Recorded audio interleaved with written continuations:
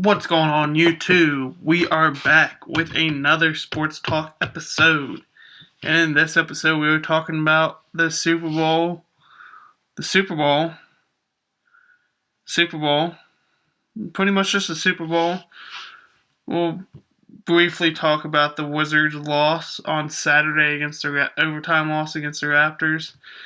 And the Caps' overtime loss Saturday against Montreal, and their loss today against the Blues. And that's probably about it, yeah. Let's start off with the Super Bowl, the big game that a lot of people watched, where New England would win 28-24. And there's going to be a lot of talking about why did not the Seahawks not run on second and goal from the one. With Marshawn Lynch, instead they passed it and threw an interception. But let's talk about the game. We'll just go from start to finish. Talk about it that way.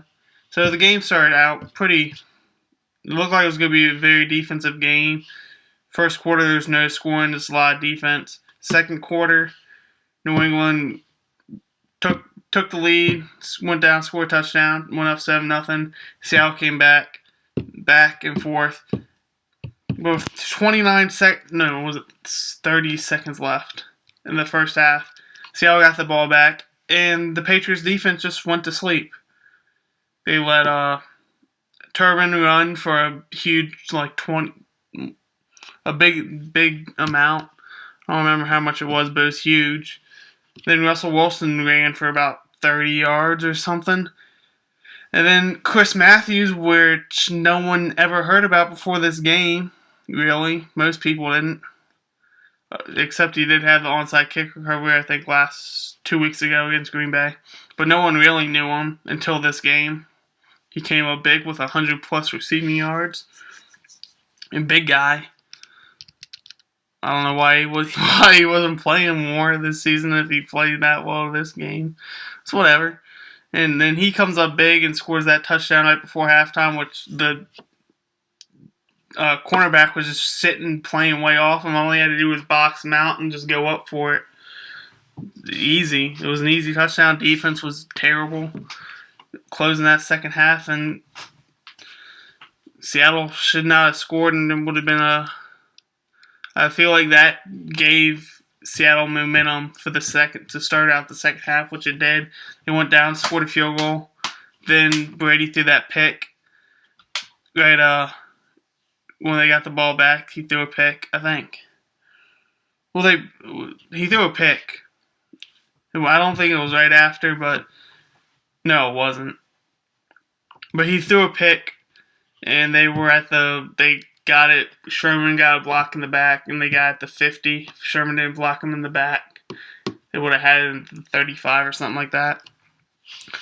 And that gave him points, and also Brady, the first drive of the game, threw an interception, which took points off the board for New England once again.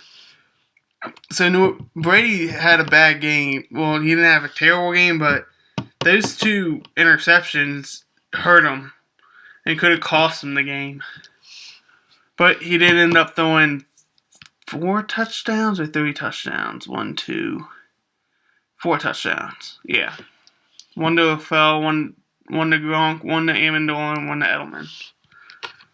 Gronk spike. Yeah. And then after the interception, they went down, scored another touchdown, so they go up 24-14 with 4:50-ish to go in the third quarter. And then New England kicks, doesn't get anything, punts it. Same thing for Seattle, they punt it. And then New England gets it back and drives down the field and scores a touchdown to get in within 3 where Amendola scored. And at that point, I was like, all right, they're back in the game. If they get another stop here, they're fine. They have plenty of time. So then Seattle goes 3 and out, nothing. I don't even think they used that much clock. I think it was still 6 minutes or so left on the clock when they got it back. Once again, New England goes down and scores a touchdown with Edelman, take a 28-24 lead. And then Seattle gets the ball back with 3 timeouts left. I do believe they have 3 timeouts left. And they drive down the field. And 2nd and goal from the 1. You have Marshawn Lynch. You have a timeout left. You decide to throw it. And the Butler was sitting right on their route and picked it off. And that was pretty much the ball game. He got it back to the 1 or so. There was a penalty for unsportsmanlike conduct, so they put it at the half-yard line. Then I think who was it that jumped off? Someone jumped off sides from Seattle to put it at the 6. They needed it twice, and the game was over. And Tom Brady becomes becomes the 3rd quarterback to win 4 Super Bowls. And I think he won all 4 MVPs. I'm not sure.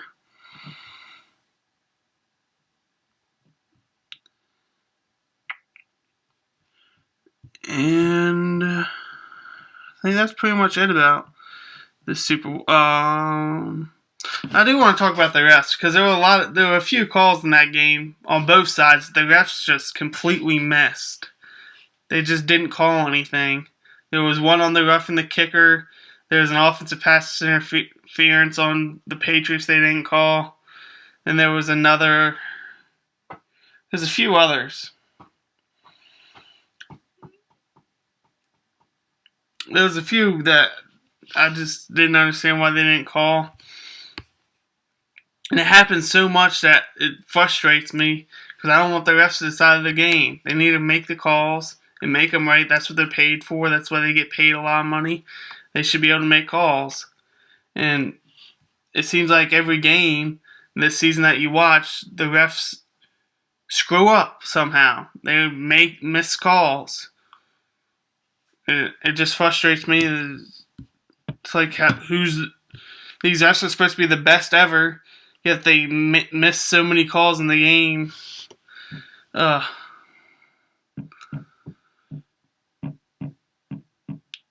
Anything else to talk about this Super Bowl?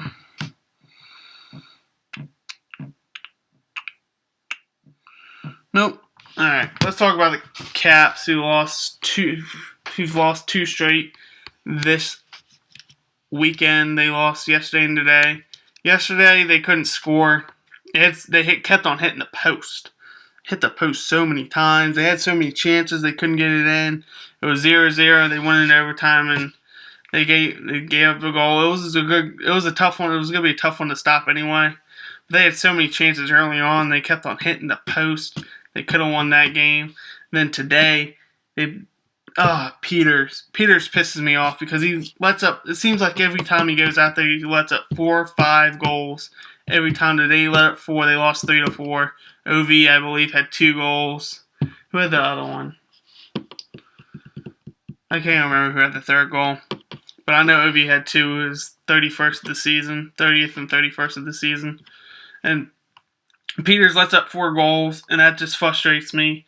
They need another backup goalie to give Hope when Holtby needs a day off, which I'm surprised they gave him a day off. He just went through the All-Star break, but whatever. I don't think he went 25 games earlier in the season. Then they had the All-Star break in a few days. But it is a back-to-back, so yeah, kind of makes a little sense. But they need a better backup goalie. Peters lets up 4 goals every time he's in there. It's pretty much, we're going to lose the game when he's playing goaltender. And that's not going to matter in the playoffs because you're not going to have your backup goalie in there anyway. When Case Holtby gets hurt during the season, something else happens. He pulls a groin, which they do a lot with being a goalie. You need someone to back him up. And right now, the Caps do not have a goaltender that can back Holtby up and win games with. Now let's talk about the Wizards, who once again got off to a terrible start. Terrible start on Saturday, where they actually went to overtime. They came back in the second half like they have the last two games against Phoenix and LA. But they get out to these bad starts. They start the game down by giving up 33 points in the first, but they did get 30 points. But then in the second quarter, they give up 32 again and only get 20. It's like, if you're going to give up that many points, you better be able to score that many points. They've done this too often when their defense plays bad and their offense plays bad, which loses them games. Then they came back in the third. They lost 29-28, okay. But the fourth quarter, they really came and played. They won it by 16, which would tie the game up and send it to OT, where they lost in OT 11-7. The final score was 120-116. And like I said on Friday, whenever it was, the last sports talk, the Wizards need to play a full 4 quarters of basketball, offense, defense, free throws, not committing turnovers, everything. They need to play a full game, and I would say they would beat any team in the NBA. They got to be able to play a full 48 minutes of basketball. If they can't, they cannot win. Well, yesterday it was 30 minutes. Whatever. They play the full 48 minutes, there's no overtime, they win. And Serena Williams won the Australian Open in straight sets. I don't remember what it was. But I know she won in straight sets. What was it? It just went by. 6-3, 7-6 against Maria Sharapova for her 6th Aussie Open. And she's now tied. I think she's in 3rd place for most majors all times. And then today, Djokovic won his, I don't know how many he's won. But he won the Aussie Open on the men's side. And I think that's pretty much it about sports for this weekend. Not a whole lot going on other than the Super Bowl. I didn't watch the UFC fight. No, we can talk about the award stuff, I guess. J.J. Watt won the Defensive Player of the Year, which wasn't surprising. He's the best defensive player in the league, easily. He can do it offense, defense, block passes, return fumbles, touchdowns, pick it off and return it for a touchdown, line up the tight ends, catch a ball for a touchdown. Gronk was the comeback player of the year. Not surprised, he had a good year. Macklin and McLean tied for second. Aaron Rodgers was the MVP, which I thought J.J. Watt should have gotten the MVP. He was the all-around best player this year. I thought defense, he did on defense. Then he went over the offensive side of the ball and did on offense. And he did on special teams where he could block kicks too. He is the best player in football right now. Offense, defense, special teams, anything. He's the best player. And who? Oh yeah, the offensive player of the year was DeMarco Murray. Not surprised. Led the league in the rushing. He got 26 of the 50 votes. Rodgers got 15. And Odell Beckham Jr. won the Rookie of the Year. Not surprised. He had a great year. Even though he missed the first 4 games, I think. 6 games. He missed a lot. He missed a lot of games in the beginning of the season. Could have turned the Giants season around if he played those games. He still caught over 1,300 yards, 12 touchdowns. Surprised that wasn't unanimous. 42 of the 50 votes. And anything else?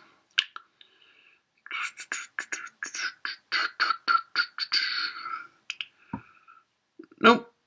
That's it. that's it. Football season's over. Baseball season starts in a month. Well, spring training starts sometime in February.